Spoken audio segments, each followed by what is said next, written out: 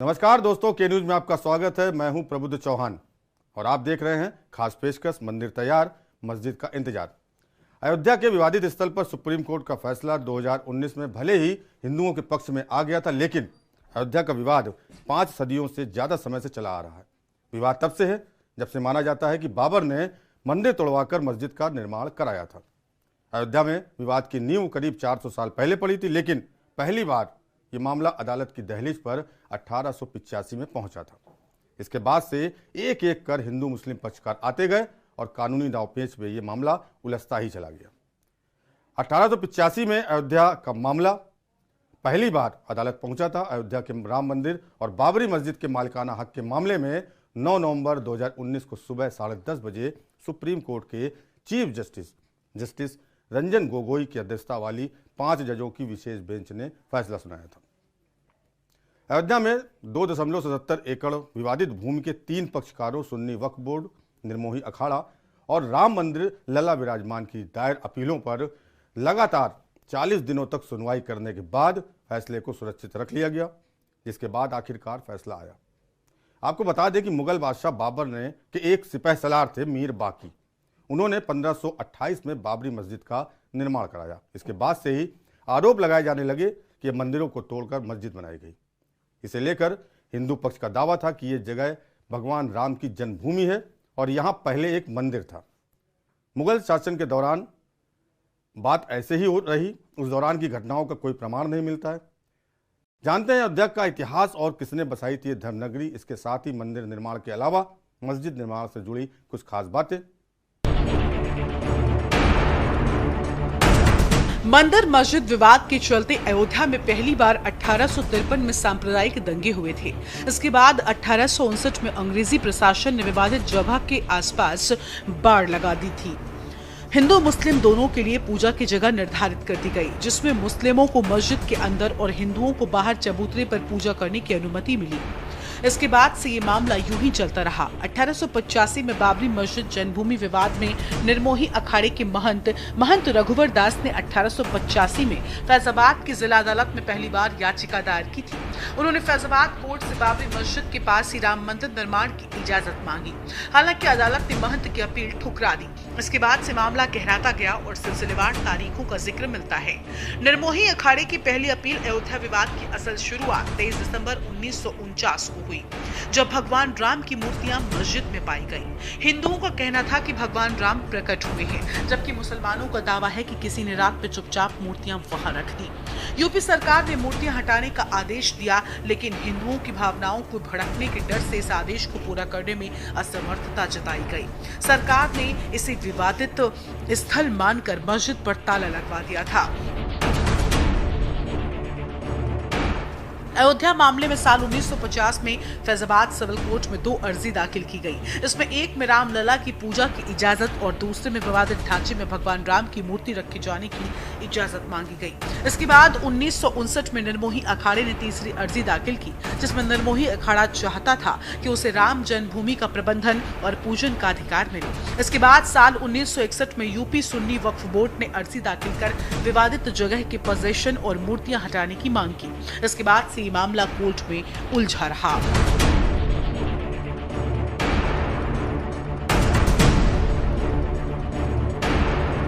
राम मंदिर निर्माण में कब क्या हुआ?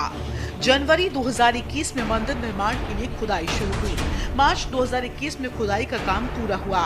अप्रैल 2021 से नींव भराई का काम। सितंबर 2021 में नींव भराई का काम पूरा। सितंबर 2021 में टावर क्रेन लगाई गई। सितंबर 2021 में राफ्ट का काम शुरू हुआ। नवंबर 2021 में राफ्ट का काम पूरा हुआ। नवंबर 2021 में आधारशिला रखने का काम शुरू हुआ। मार्च 2022 में आधारशिला रखने का काम पूरा हुआ। जनवरी 2022 मंदिर के खंभे रखने का काम शुरू हुआ। उसके बाद भीम के पत्थर रखे जाने लगे, फिर स्लैब स्टोन। मंदिर की छत और गुंबद का काम अगस्त 2023 में पूरा हुआ। मंदिर की ऊंचाई 141 फीट से बढ़ाकर 161 फीट हो गई। डिजाइन के 3 और गुंबद जोड़े गए। खंभों की संख्या 160 से बढ़ाकर 366 हो गई। मंदिर के आर्किटेक्ट चंद्रकांत सोमपुरा है। राम मंदिर निर्माण की लागत के बारे में श्री राम जन्मभूमि तीर्थ क्षेत्र के महासचिव चंपत राय का कहना है, भगवान का घर है, राजा महाराजाओं का घर बनता है, कौन कहाँ कीमत जानता है, और वो तो राजाओं की राजा है। हमने उसका विचार छोड़ दिया है, तो भी मान लो कि 1800 करोड़ तक खर्च हो जाए, शायद ज्यादा भी हो सकता है, कुछ कम भी हो सकता है, गणित निरर्थक है। चंपत राय कहते हैं, इंजीनियरिंग के काम में प्रतिशत का कोई अर्थ नहीं है, हर चीज टेम्पल का हिस्सा है। प्लिंथ बन चुकी है, प्लिंथ मतलब मंदिर की कुर्सी, उसके ऊपर पत्थरों की 8 लेयर आ चुकी है। बहुत काम हो गया है और अगले साल तक भूतल ग्राउंड फ्लोर कंप्लीट हो जाएगा। कंप्लीट मतलब 350 फीट लंबा, 250 फीट चौड़ा और 20 फीट ऊंचा एक फ्लोर तैयार हो जाएगा। ग्राउंड फ्लोर बहुत बड़ा काम है। चंपत राय कहते हैं, कुर्सी ऊंची करने का पत्थर ग्रेनाइट है, वो तेलंगाना और कर्नाटक से आ रहा है। 17,000 पत्थर आ रहे हैं। एक पत्थर का साइज 5 फीट लंबा, 2.5 फीट चौड़ा, 3 फीट ऊंचा और ग्रेनाइट की कुर्सी बनाने के बाद जो मंदिर के पत्थर हैं, वो राजस्थान के भरतपुर जिले का बसीपुर गांव है। वहां की पहाड़ियों का हल्के गुलाबी रंग का बलुआ पत्थर कहलाता है और मकराना का सफेद मार्बल है। बौद्ध साहित्य में साकेत और अयोध्या धाम का नाम साथ साथ मिलता है, जिससे दोनों के भिन्न अस्तित्व के बारे में जानकारी मिलती है। रामायण में अयोध्या का उल्लेख कौशल जनपद की राजधानी के रूप में ही किया गया है। पुराणों में इस नगर के संबंध में कोई विशेष उल्लेख नहीं मिलता, तो वहीं राम के जन्म के समय ये नगर अवध वर्तमान में अयोध्या नाम से जाना जाता है।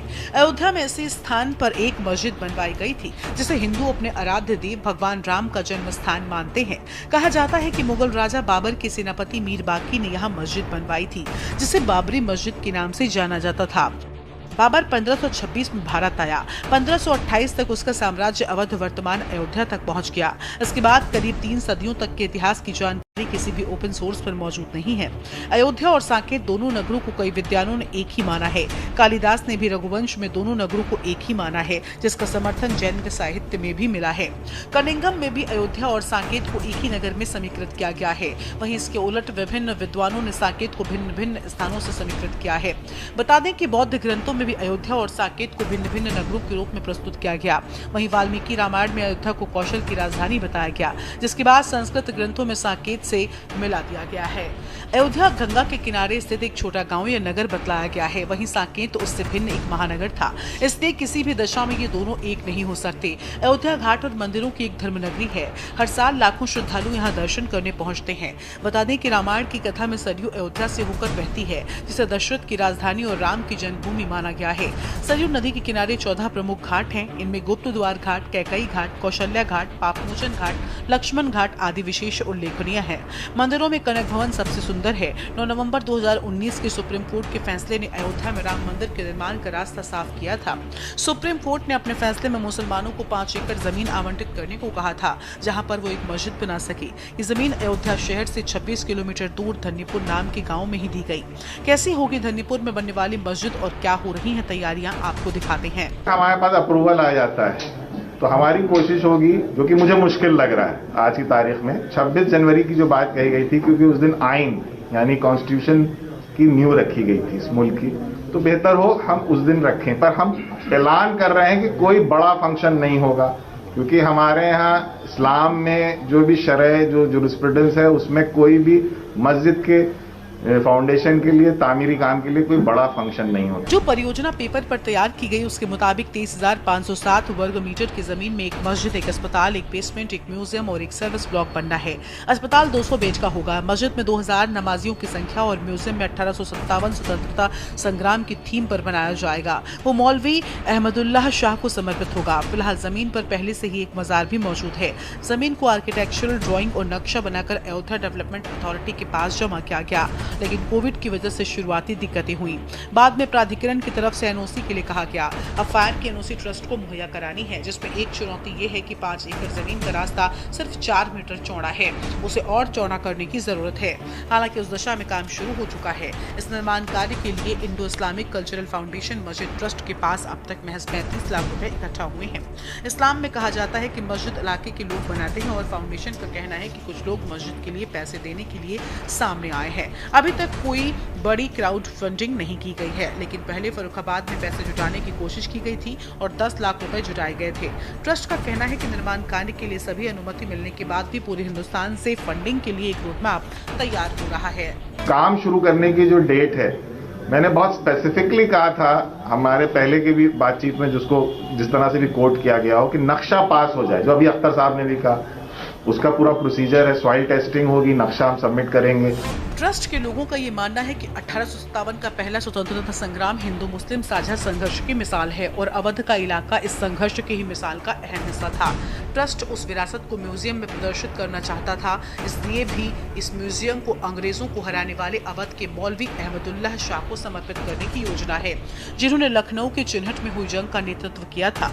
ट्रस्ट के सचिव अतहर हुसैन का कहना है कि राम मंदिर और दी गई 5 एकड़ जमीन की तुलना करना मुनासिब नहीं है। ये जरूरी नहीं है। राम मंदिर और उससे जुड़ी तैयारी है, वो लंबी तैयारी है और नवंबर 2019 की बात ये बताया गया कि 5 एकड़ जमीन मिलेगी और उसे साल भर के बाद ये प्रोजेक्ट का प्रपोजल बना तो राम मंदिर के लिए जो कैंपेन या जो जोश है वही इसमें देखने को मिलेगा।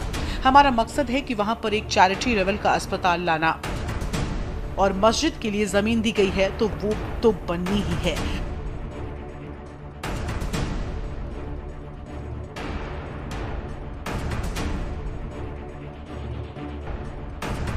1857 को समर्पित करते हुए हम एक संग्रहालय बनाएंगे। धन्नीपुर में केयरटेकर सोहराब खान से हमने पूछा कि क्या धन्नीपुर भी अयोध्या की तरह आस्था का केंद्र बन पाएगा, तो उन्होंने कहा बहुत से लोग सवाल करते हैं, मीडिया वाले भी आते हैं, पूछते हैं और क्षेत्र के लोग आते हैं या बाहर से कोई भी आता है तो वो भी पूछता है कि सरकार की तरफ से यहाँ विकास के लिए क्या किया जा रहा है। जैसे अयोध्या नगरी में विकास की गंगा बह रही है, यहाँ उस गंगा की एक धारा भी अभी तक नहीं बहाई गई। वही मानना है कि जब अच्छी चीजें बन रही हैं, अस्पताल बनेगा, मस्जिद बनेगी या जो भी बनेगा, बाहर वाले कम से कम आएंगे, गांव का विकास होगा। सब अच्छा सोचते हैं, कोई बुरा नहीं सोचता। क्यों बुरा सोचेगा? उससे क्या घबराहट है? हमें क्या नुकसान है? हमारा अस्पताल से किसी को नुकसान होता है? नहीं होता है ना। लाइब्रेरी से नुकसान होता है? नहीं होता है ना। तो क्या बुरा है? सबसे ज्यादा जो दुश्वारी है इलाके में वो माल न्यूट्रिशन की है, और महिलाओं में और लड़कियों में, तो उसको केटर करने के लिए वो भी है और तमाम वो फैसिलिटीज हैं। मोहम्मद बिन अब्दुल्ला डेवलपमेंट कमेटी के अध्यक्ष हाजी अराफात शेख ने बताया कि अयोध्या में प्रस्तावित मस्जिद में पहली इबादत मक्का के इमाम या इमाम हरम अब्दुल रहमान अल सुदैस की ओर से की जाएगी। इसमें अरब देशों के बड़े नामी मुसलमानों को भी न्योता दिया गया है। हाजी अफरात शेख ने दावा किया है कि इसकी सुंदरता ताजमहल से ज्यादा होगी। जिस दिन ढलेगा तो शाम की नमाज के साथ मस्जिद के फव्वारे भी चलने लगेंगे। सभी धर्म के लोग शांति और सद्भाव के लिए मस्जिद का दीदार करने आएंगे। ताजमहल नहीं जाएंगे, मोहम्मद बिन अब्दुल्ला मस्जिद देखने जरूर आएंगे। ताजमहल से खूबसूरत अगर कोई चीज होगी वो मस्जिद मोहम्मद बिन अब्दुल्ला होगा। ये मस्जिद धार्मिक और तकनीकी का एक संगम होगा। इसमें वजू खाने के पास एक विशाल एक्वेरियम होगा जिसमें महिलाओं और पुरुषों के लिए अलग अलग खंड होंगे। इस मस्जिद की हर एक ईंट काफी खास होगी। इसकी ईंट में मस्जिद के नाम के साथ ही कुरान की आयतें भी लिखी होंगी। इसके साथ ही लोग भी दुनिया से रुखसत हो चुके अपनों के नाम की ईंट लगवा सकते हैं। इस मस्जिद में 5000 पुरुष और 4000 महिलाओं समेत 9000 लोग एक साथ नमाज अदा कर सकेंगे। ये 5 मीनारी मस्जिद होगी। 5 स्तंभ नमाज, रोजी, ज़कात, तौहीद और हज के प्रतीक होंगे। इस मस्जिद के साथ ही अतिरिक्त भूमि खरीद कर यहाँ चिकित्सा, शैक्षिक और सामाजिक सुविधाओं की भी व्यवस्था की जाएगी। यहाँ एक 500 बेड वाला कैंसर अस्पताल, स्कूल और लॉ कॉलेज के साथ ही एक संग्रहालय और एक पुस्तकालय भी होगा। इसके साथ ही एक पूरी तरह से शाकाहारी रसोई भी यहाँ पर होगी जहाँ मुफ्त में भोजन दिया जाएगा। हाजी अराफात ने बताया कि इस मस्जिद में दुनिया की सबसे बड़ी कुरान होगी। ये कुरान 21 फीट ऊंची और 36 फीट चौड़ी होगी। इस कुरान का रंग भगवा होगा। इसे सूफी संत चिश्ती का रंग कहते हैं, जिन्हें मुसलमान और हिंदू दोनों ही मानते हैं। और यहाँ रुकेंगे एक ब्रेक के लिए। ब्रेक के बाद आपको बताएंगे राम मंदिर की प्राण प्रतिष्ठा को लेकर की जा रही तैयारियों की। आप देख रहे हैं के न्यूज, खबरों का सारथी। के बाद आपका स्वागत है। अयोध्या में राम मंदिर लगभग बनकर तैयार है। इसमें 22 जनवरी 2024 को श्री राम लला की मूर्ति की प्राण प्रतिष्ठा होगी। इस कार्यक्रम में पीएम नरेंद्र मोदी भी शामिल होंगे। वहीं राम मंदिर से लगभग 26 किलोमीटर दूर अयोध्या के धन्नीपुर में मोहम्मद बिन अब्दुल्ला मस्जिद बन रही है। इस मस्जिद को लेकर दावा किया जा रहा है कि ये ताजमहल से भी ज़्यादा खूबसूरत होगी। अयोध्या राम मंदिर विवाद के फैसले में सुप्रीम कोर्ट के आदेश पर उत्तर प्रदेश सरकार ने अयोध्या में मुसलमानों को मस्जिद के लिए जमीन दी है। इस पर निर्माण कार्य भी प्रारंभ है। मस्जिद मोहम्मद बिन अब्दुल्ला डेवलपमेंट कमेटी के अध्यक्ष मुंबई से बीजेपी नेता हाजी अराफात शेख का कहना है कि अयोध्या में बनने वाली नई मस्जिद भारत की सबसे बड़ी मस्जिद होगी और ये ताजमहल से भी ज्यादा खूबसूरत होगी। अब आपको ग्राफिक्स के माध्यम से बताते हैं कि राम जन्मभूमि और बाबरी मस्जिद विवाद की शुरुआत और विवाद में कब कब क्या क्या हुआ। भगवान राम का जन्म 5114वीं ईस्वी पूर्व को उत्तर प्रदेश के अयोध्या नगर में हुआ था। जैन धर्म के प्रथम तीर्थकर भगवान ऋषभदेव का जन्म भी अयोध्या में हुआ था। आक्रांताओं के आने के पहले यहाँ हिंदू, जैन और बौद्ध धर्म के सैकड़ों मंदिर और स्तूप थे। तथ्य कहते हैं कि विदेशी आक्रांता बाबर के आदेश पर मस्जिद का निर्माण किया गया। 1527 और 28 में राम जन्मभूमि पर बने राम मंदिर को तोड़कर मस्जिद का निर्माण किया गया।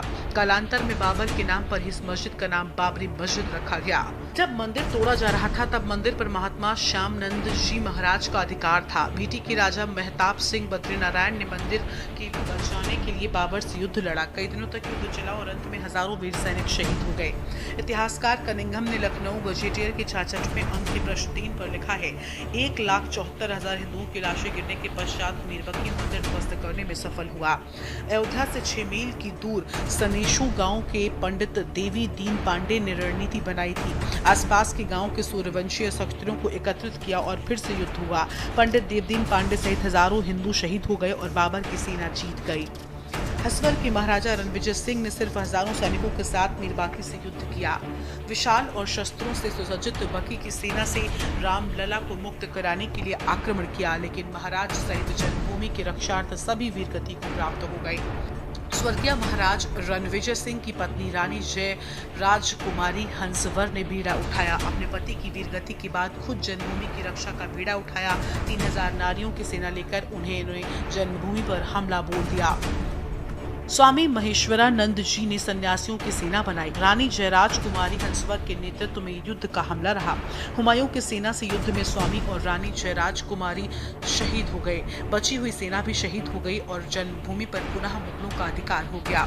मुगल शासक अकबर के काल में शाही सेना हर दिन इस युद्ध से कमजोर हो रही थी। अकबर ने बीरबर और टोडरमल के कहने पर चबूतरे पर 3 फीट का छोटा मंदिर बनवा दिया।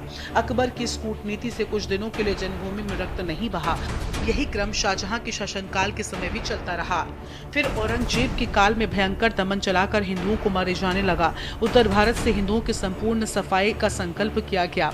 उन्होंने लगभग 10 बार अयोध्या के मंदिरों को तोड़ने का अभियान चलाया। यहाँ के सभी प्रमुख मंदिरों और उनकी मूर्तियों को तोड़ डाला गया। औरंगजेब के समय में समर्थ गुरु श्री रामदास जी महाराज ने युद्ध लड़ा था। शिष्य श्री वैष्णव दास जी ने जन्मभूमि को मुक्त कराने के लिए 30 बार आक्रमण किया। नास्टीन हैदर के समय मकरही के राजा के नेतृत्व में आक्रमण किए गए जन्मभूमि के लिए हिंदुओं के फिर 3 आक्रमण हुए। बड़ी संख्या में हिंदू मारे गए। संग्राम में भीती, हंसवर, मकरही, खजूरहट, दीपरा, नमेठी के राजा गुरतन सिंह शामिल थे। हारती हुई हिंदू सेना के साथ वीर चिमटाचारी साधुओं की सेना आ मिली। इस युद्ध में शाही सेना को हारना पड़ा और जन्मभूमि पर पुनः हिंदुओं का कब्जा हो गया। लेकिन कुछ दिनों के बाद विशाल शाही सेना ने पुनः जन्मभूमि पर अधिकार कर लिया। कब्जा करने के साथ ही सेना ने हजारों राम भक्तों का कत्ल भी कर दिया। नवाब वाजिद अली शाह के समय पुनः हिंदुओं ने जन्मभूमि के लिए आक्रमण किया। फैजाबाद गजेटियर ने कनिंघम में लिखा, इस संग्राम में बहुत ही भयंकर खून खराबा हुआ। 2 दिन और रात होने वाले इस भयंकर युद्ध में सैकड़ों हिंदुओं को मार दिया गया। मारे जाने के बावजूद हिंदुओं ने श्री राम जन्मभूमि पर कब्जा कर लिया। इतिहासकार कनिंघम लिखता है कि अयोध्या का सबसे बड़ा हिंदू मुस्लिम बलवा था। हिंदुओं ने अपना सपना पूरा किया और औरंगजेब द्वारा विध्वंस किए चबूतरे को फिर बनवाया। चबूतरे पर 3 फीट ऊंचे खस के टाट से एक छोटा सा मंदिर बनवा लिया गया। पुनः रामलला की स्थापना की गई, लेकिन मुगलों ने उस पर पुनः अधिकार कर लिया। 1853 में हिंदुओं का आरोप था कि भगवान राम के मंदिर को तोड़कर मस्जिद का निर्माण हुआ। इस मुद्दे पर हिंदुओं और मुसलमानों के बीच पहली हिंसा हुई थी। सन 1857 की आती में बहादुर गाह जफर के समय में बाबा रामचरण दास ने प्रयास किया। एक आमिर के साथ जन्मभूमि के उद्धार का रामचरण दास ने प्रयास किया। कुछ कट्टरपंथी मुसलमानों की पहल स्वीकार नहीं हुई, उनके विरोध किया गया। 18 मार्च 1858 को कुबेरटीला स्थित इमली के पेड़ में दोनों को अंग्रेजों ने फांसी पर लटका दिया। विवाद के चलते 1859 में ब्रिटिश शासकों ने विवादित स्थल पर बाड़ लगा दी थी। परिसर के भीतरी हिस्से में मुसलमानों, बाहरी हिस्सों से हिंदुओं को प्रार्थना की अनुमति दी। 19 जनवरी 1885 को हिंदू महंत रघुवीर दास ने पहली बार इस मामले की पैरवी की। फैजाबाद के न्यायाधीश पंडित हरिकिशन के सामने मामले को रखा गया। मामले में कहा गया कि मस्जिद की जगह पर मंदिर बनवाना चाहिए, क्योंकि वो स्थान प्रभु श्री राम का जन्म स्थान है। साल 1947 में सरकार ने मुसलमानों को स्थल से दूरी के आदेश दिए। साथ ही मस्जिद के मुख्य द्वार पर ताला डाल दिया गया, जबकि हिंदू श्रद्धालुओं को एक अलग जगह से प्रवेश दिया जाता रहा है। 1949 में भगवान राम की मूर्तियां मस्जिद में पाई गईं। कहते हैं कुछ हिंदुओं ने ये मूर्तियां वहां रखवाई थी। मुसलमानों ने इस पर विरोध व्यक्त किया था। दोनों पक्षों ने अदालत में मुकदमा दायर कर दिया था। सरकार ने स्थल को विवादित घोषित कर ताला लगा दिया। 1984 में कुछ हिंदुओं ने विश्व हिंदू परिषद में तेजी दिखाई। विहिप के नेतृत्व में राम जन्म स्थल को मुक्त कराने का बीड़ा उठाया गया। राम मंदिर का निर्माण करने के लिए एक समिति का गठन किया। इस अभियान का नेतृत्व भाजपा के प्रमुख लालकृष्ण आडवाणी ने संभाला। 1986 में जिला मजिस्ट्रेट ने हिंदुओं को प्रार्थना के लिए आदेश दिया। विवादित मस्जिद के दरवाजे का ताला खोलने का आदेश दिया गया। मुसलमानों ने विरोध में बाबरी मस्जिद संघर्ष समिति का गठन किया। 1989 में विहिप ने राम मंदिर निर्माण के लिए अभियान तेज किया। विहिप ने विवादित स्थल के नजदीक राम मंदिर की नींव रखी। इसी साल इलाहाबाद उच्च न्यायालय ने भी आदेश दिया था। कहा था कि विवादित स्थल के मुख्य द्वार को खोल देना चाहिए और इस जगह को हमेशा के लिए हिंदुओं को दे देना चाहिए। 20 अक्टूबर 1990 को हजारों राम भक्तों ने अयोध्या कूच किया। सीएम मुलायम सिंह द्वारा खड़ी की गई अनेक बाधाओं को पार किया। बाधा पार कर कार सेवकों ने अयोध्या में प्रवेश किया। विवादित ढांचे के ऊपर भगवा ध्वज फहराया गया। 2 नवंबर 1990 को मुलायम सिंह ने कार सेवकों पर गोली चलवाने का आदेश दिया। इस गोलीकांड में सैकड़ों राम भक्तों ने अपने जीवन की आहुतियां दे दी। सरयू का तट राम भक्तों की लाशों से पट गया था। हत्याकांड के बाद अप्रैल 1991 को मुलायम सिंह को इस्तीफा देना पड़ा। इसके बाद लाखों राम भक्त 6 दिसंबर को कार सेवा हेतु अयोध्या पहुंचे। 6 दिसंबर 1992 को बाबरी मस्जिद का ढांचा ढहा दिया गया। ढांचा ढहने के परिणाम स्वरूप देश भर में दंगे हुए। विश्व हिंदू परिषद के नेता अशोक सिंघल के खिलाफ मुकदमा दर्ज हुआ। आडवाणी, पूर्व सीएम कल्याण सिंह, मुरली मनोहर जोशी पर भी मुकदमा हुआ। एमपी की पूर्व सीएम उमा भारती सहित 13 नेताओं के खिलाफ भी मुकदमा हुआ। तो देखा आपने किस तरह से सदियों पुराने इस विवाद का अंत हुआ और इसका अंत 2019 को हो गया। इसके बाद मुस्लिम समुदाय के लिए मस्जिद बनाने के लिए सरकार द्वारा जमीन दी गई। जहां एक और मंदिर निर्माण का कार्य प्रगति पर है, तो वहीं मस्जिद के निर्माण का काम भी शुरू है। कुल मिलाकर सदियों पुराने विवाद का पटाक्षेप हो गया और दोनों समुदायों के बीच खिंची लकीर का भी अंत हो गया। खास पेशकश मंदिर तैयार, मस्जिद का इंतजार में फिलहाल इतना ही। देश और दुनिया की बाकी खबरों को देखते रहिए के न्यूज़ इंडिया और मुझे दीजिए इजाजत। नमस्कार।